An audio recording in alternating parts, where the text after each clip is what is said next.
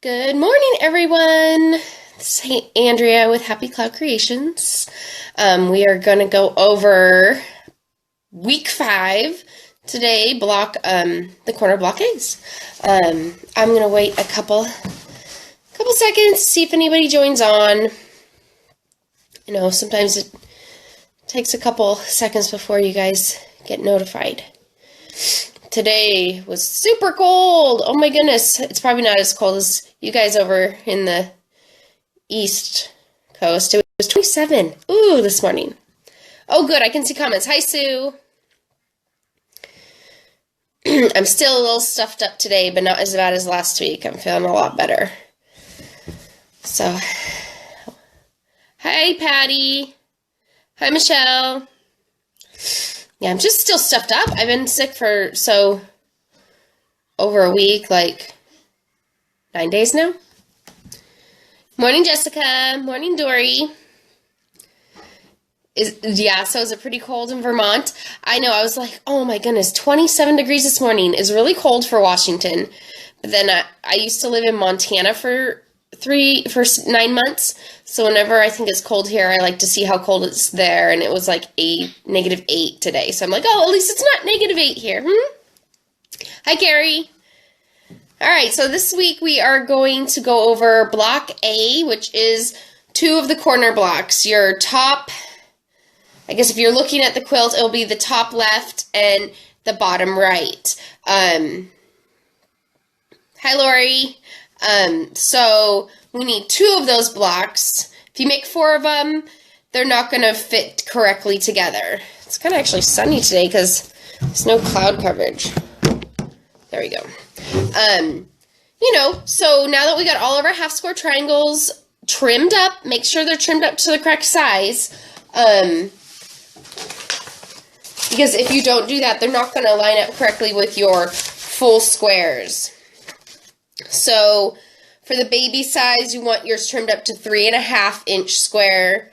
Throw is 5.5-inch square. Queen and king are both 7.5-inch square. So if you're making that king size, you want to make sure you downloaded that supplemental pattern so that you can add an extra row to the left of this block.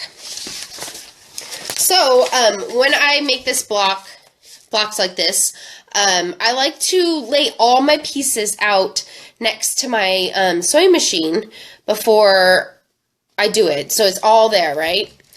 Hi, Lynn. Hi, Lisa. Lots of people joining today. Morning, Shawnee. So basically, you know how I have this diagram. I like to lay it out. If you could see, I've made 2 quilts since the first one. So I just kind of wrote my A through G, what colors they were, and then this time I just kind of point to them. Okay, these are going to be the blue floral, the orange floral, the blue and yellow floral, and, to keep my head wrapped around it, because they aren't the same colors as in the pattern, so it's nice to kind of have a visual right there. So lay them out. The best way to do it is lay them out. And just start sewing chain piecing, which is you sew one unit together and then just stick the next unit in and sew so they're all linked together with the little piece of thread. So I like to sew these 2 together, then these 2 together, these 2, these 2, these 2, these 2, and then I'll snip all of these off and lay them down next to the correct row and then start sewing to this row. All of these blocks, and do it again and again until we got 5 rows. One thing that I know some people are like worried about their points lining up. So the best suggestions I have for that are when you've trimmed these up, your half square triangles up, you want to make sure that you have equal amount of fabrics on each side. When you trim them up, you wanted to line that diagonal line on this diagonal line on your piece. Hi, Kelly. Glad you made it. We're just starting. And also, when I go to sew them together, I haven't been pinning them at all, just because it's such a small piece. If you like to pin, you can. Just the squares I haven't been pinning just because I'm not really lining up anything. But I like to make sure the bulky part is going through my machine first. So like if there's a bulky one here and then there's just two plain squares down here, I would put this one through my machine first, if that makes sense. Just so that it kind of grabs it and puts it in place, because sometimes fabric can stretch, and if, say, I did the bulky part down here instead, then it stretched and they weren't on correctly, it would kind of mess up your blocks. Hi, Norma. Glad you can make it. So, also, let me know if you guys have any questions along the way. So basically, you know, I like to form them in rows. Some people would prefer for doing 4 squares together, so you have a bunch of 4 square blocks, and then sew those 4 square blocks together. The only thing, good morning, Ludi. The only thing you got to make sure is that you iron them the correct way. Hi, Lori. Got a lot of people joining today. Because this bottom row must be ironed this way, so that when we're putting it all together, it matches up with next week's block. Or actually, not next week, the following week. Which, since these are going to be all ironed upward, for it to, they'll be facing this way, they'll be ironed this way, this row needs to be ironed that way. That way, when we sew them together, their seams will nest, and they'll, you know, they'll go together really nicely. So, after you have formed your rows, we'll want to line them all up and nest our seams together. So if you don't know what nesting a seam together is, I like to usually pin from the center out. You take your 2 seams and you kind of just lay them on top of each other. So they kind of see one's ironed one way and one's ironed the other way, alternating ways, so that they kind of just like fit together like a little puzzle piece. And then I like to put a pin right there. Some people put their pins diagonally right there, but I just like to put a pin right there. And sometimes 2 in the center, sometimes 1 in the center. Pin, pin, pin. At this stage you want a pin because you're wanting those seams to line up correctly. If you don't pin, like I said, fabric stretches, fabric slides, and your seams won't line up as nicely as if you do pin. I do sew over my pins, which is a no-no, but when I do get to the pins, just go very slowly. Also, when you are going over these intersecting pieces, you want to go slowly over that bulk so that your needle doesn't break or bend. Just go slow, and then voila, you got 2 together. And then once you have them all, so this one's together. So my points ended up on this piece, not too bad. They're pretty good. I know in my other quilt, they're not like perfect, which I am not that type of quilter. I'm not going to unpick things if it's not perfect. Like, see this one right here? How a tiny bit, it's not perfect. Oh, sorry. Oh. Ah!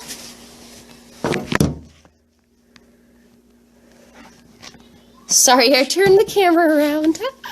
Whoops. Good morning, Judy. So, where was it? This one right here, it's not perfect. It's a little off. The points don't line up perfectly. But when you know it's crinkled and it's far back, you can't really notice it. I don't know. I feel it's good enough. I didn't unpick it because really you can't notice it that much. So that's how I feel about that. You know, do the best you can do and you'll be happy with it.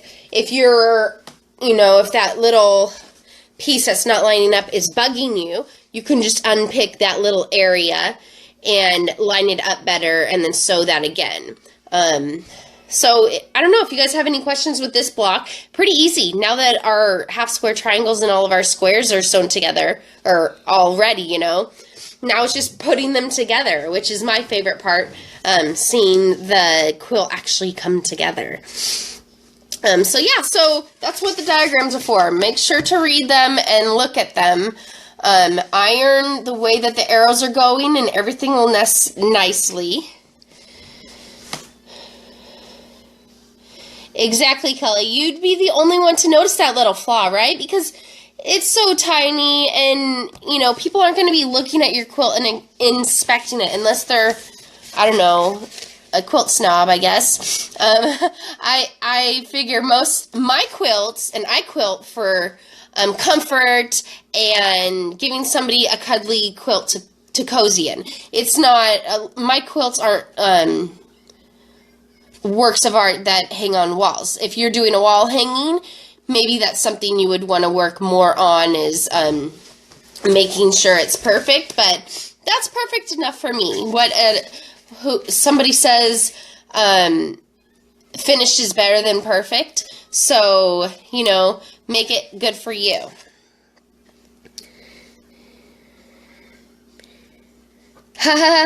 Yeah, right. So Kelly just said that the corner of the king size could be small baby blanket. I bet. You know, that's with the king. I don't know if you want to do it in strips or if you would rather do it in squares. But yeah, that's going to be a big chunk. But then, you know, at least you got that big section done. And then next week we'll do the B corners, which are very similar. They're just kind of mirrored. We got 2 of those. And just make sure to iron the way the arrows go. Everything will nest nicely. Another thing I wanted to say about when you're sewing your strips together, the only thing you gotta watch out for is make sure, I know sometimes when you're chain piecing, this part right here sometimes ends up a little smaller than a 1/4 inch. And so you just, when you're ironing them, kind of just look at them and make sure, okay, that looks like a 1/4 inch. It doesn't look like this is swerved smaller. If it does look like it's swerved smaller, go through and make it the right mount, because consistent seam allowance is going to give you your pieces to line up like this. So if they're not consistent, if this seam end is smaller than this seam, it's not going to line up. So, you know, accurate cutting, consistent seam allowance, the 1/4 inch seam. If you don't have a 1/4 inch foot, I would recommend getting one. So before, I just used to use my presser foot before I started writing patterns, and it didn't really matter if my seams were 1/4 inch, because most of them were just like pinwheel, and, you know, where the little bit bigger than a 1/4 inch consistently was fine. But now that I'm writing patterns, and some of my patterns have different size pieces, like 2.5 inch strip and a 4.5 inch strip, or the geese, you know, you want your consistent scant seam. And so my 1/4 inch foot gives me that consistent seam, and it just has this little ledge on the side, if you can see that. And I just butt my fabric right up to it, and it sews a perfect scant 1/4 inch seam. So if that's something that you don't have, you might want to invest in it. I don't think it was that much. I don't remember. So if there's no questions, I guess this block was pretty easy. I can't believe the quilt along is almost over. So we got corner block B, the flying geese block, and then we have putting all the blocks together, and then the last week is basting, quilting, binding. So I guess I will see you guys, if there's no questions, I'll see you guys next Tuesday at 10:15. My kids have midwinter break next week, so that will be interesting. I'll still keep it at 10:15 because I like, you know, consistency and you guys knowing when I'm going to be on here.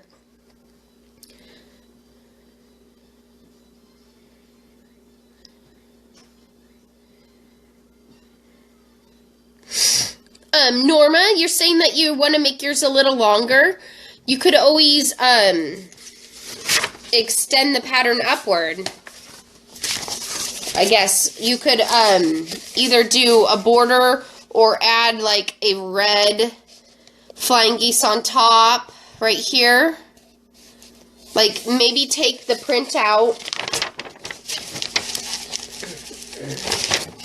and just draw like extending the pattern, or you could do a different, like a small border and then another border with flying geese, or, you know, just make a little border on top and bottom, or you could extend this design kind of out up top and up bottom. That's what I would probably do to make it longer.